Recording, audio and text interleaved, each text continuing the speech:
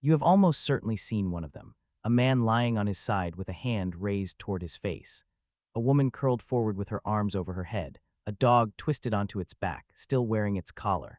They are the most famous images of the ancient world, and almost everyone reads them the same way. We look at those raised hands and those bent limbs and we see people cowering. We see somebody trying to breathe. We see the last few seconds of a slow, frightened death under falling ash. That reading is wrong, not slightly wrong, but wrong about the most basic fact of all, what actually killed them and how long it took. So here is the question: what really killed the people of Pompeii? Because the shapes those bodies are frozen in are not the shapes of people struggling. They are the signature of something else entirely, and once you know what leaves that signature, the casts stop being a picture of suffering and start being a piece of evidence. Start with the town. In the year 79, Pompeii was an ordinary, prosperous Roman port of somewhere between 11 and 15,000 people, bakeries with the millstones still standing, bars with holes in the counters for jars of hot food, graffiti on the walls arguing about elections and gladiators. 10 kilometers to the northwest was a mountain covered in vineyards. Nobody living had ever seen it erupt. Latin at the time did not even have a settled everyday word for volcano. There had been a serious earthquake 17 years earlier, in 62, and the town was still repairing the damage from it. You can still see the repairs: temples half rebuilt, water pipes relayed, walls patched in newer brick. Nobody connected shaking ground to the quiet green mountain on the horizon because there was no reason to. The last eruption had been centuries before anyone's great-grandparents. In the weeks before, wells and springs around the bay reportedly dried up. Small tremors came and went. In a region that shook regularly, none of it meant anything to anyone. Even the date we all learned is probably wrong. Pliny the Younger's letters say the eruption began in late August, and for centuries that was that. Then in 2018, archaeologists working in the House of the Garden found a line of charcoal graffiti scrawled on a wall, dated to the 16th day before the 1st of November. That is the 17th of October. Charcoal is fragile and fades in weeks, so it had to have been written that autumn.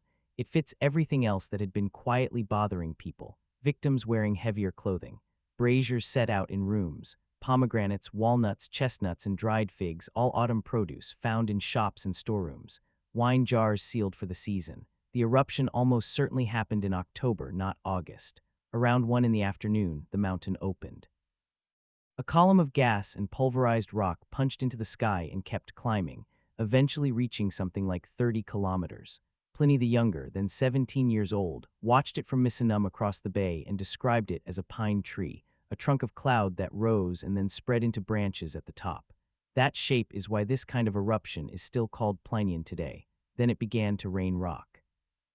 Pumice, light and full of gas bubbles, fell on Pompeii at roughly 15 centimeters an hour. Over the following 18 hours, the town disappeared under nearly 3 meters of it. And here is the first thing that matters. That pumice by itself was survivable. It was warm, not lethally hot. You could walk in it. You could put a pillow on your head, as Pliny records people doing, and go outside. It fell for the better part of a day and a night, which meant Pompeii had something almost no volcanic disaster gives you. It had time. Most of the town used it. Of 11 to 15,000 people, the remains of roughly 1,300 have ever been found. The overwhelming majority of Pompeii walked out, down the roads, toward the coast, while the sky was still only throwing stones at them. We even know something about what they took. Bodies found outside the walls were carrying keys, lamps, jewelry, small bags of coins.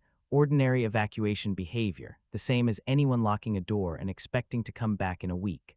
The ones who stayed had reasons that made sense at the time. Some were waiting for the noise to stop. Some were guarding property. Some were too old or too ill to walk through a meter of loose stone in the dark. And some, we can reasonably assume, made the calculation that the roads were dangerous and the house was solid, which on any previous day would have been correct.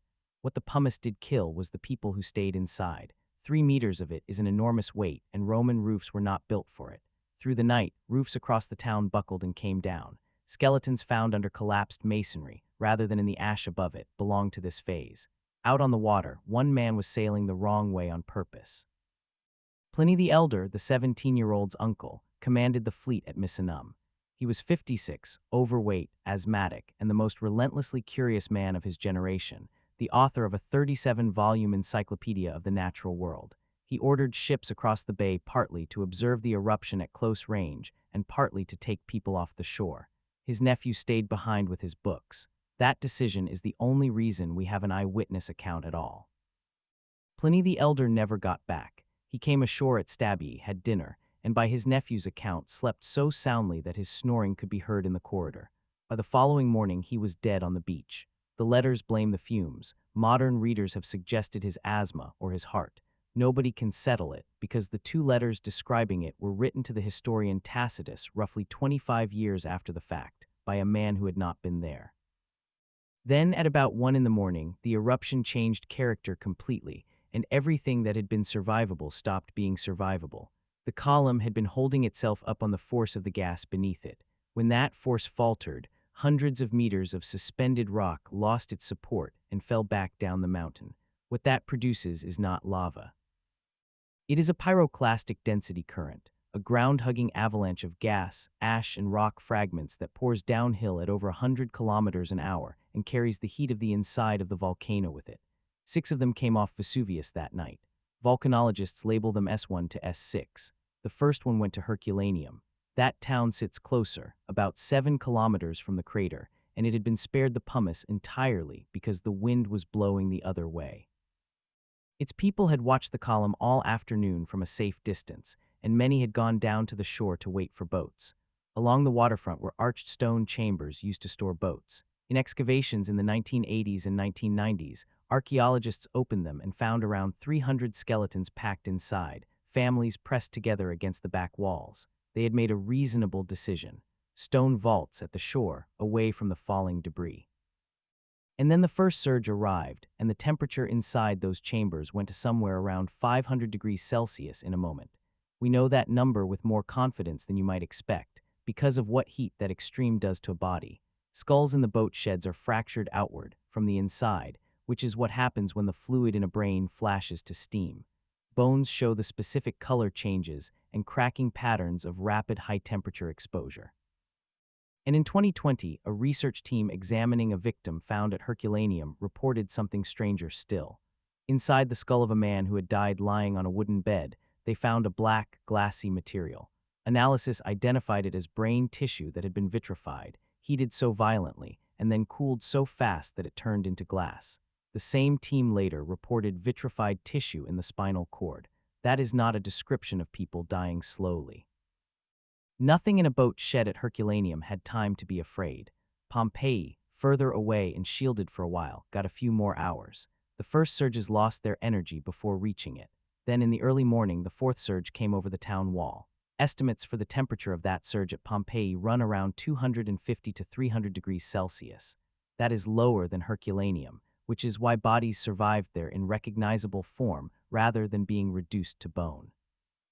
But it is far above the temperature a human being can survive for even a second. Anyone still inside the walls at that moment, in a cellar, in an upstairs room in the street, died in the time it takes to inhale. Which finally brings us back to the casts, and to what they are really showing. The plaster figures exist because of a 19th century archaeologist named Giuseppe Fiorelli. In 1863, he realized that the odd cavities his workers kept breaking into in the hardened ash were molds. The bodies had decayed and left holes shaped exactly like themselves. Fiorelli poured liquid plaster in, let it set, and chipped the ash away. So look again at the pose everyone recognizes. Fists drawn up, arms bent toward the chest, knees pulled in, fingers curled. That is a documented effect of intense heat on a body, and forensic scientists have a name for it, the pugilistic attitude, because it resembles a boxer's guard. Heat makes muscle protein contract, and because the flexors on the inside of the arms and legs are stronger than the extensors, a body exposed to high temperature draws itself inward. It happens after death. It happens to a body that is not moving at all. The gesture we have been reading as terror for 150 years is, in the main, a physical property of tissue at 300 degrees. It is worth being careful here, because this is an inference from bone chemistry, enamel, and posture rather than something anyone witnessed, and researchers still argue about the balance. Some victims, particularly in the ash that settled after the surges, probably did suffocate, but the current reading of the evidence at Pompeii is that heat, not ash, killed most of the people who were still there, and that it killed them essentially instantly, which changes what the casts are. They are not photographs of a slow death.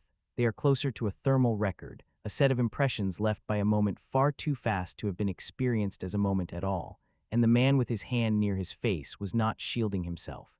He had already been dead for a fraction of a second when the heat closed his fingers and lifted his arm.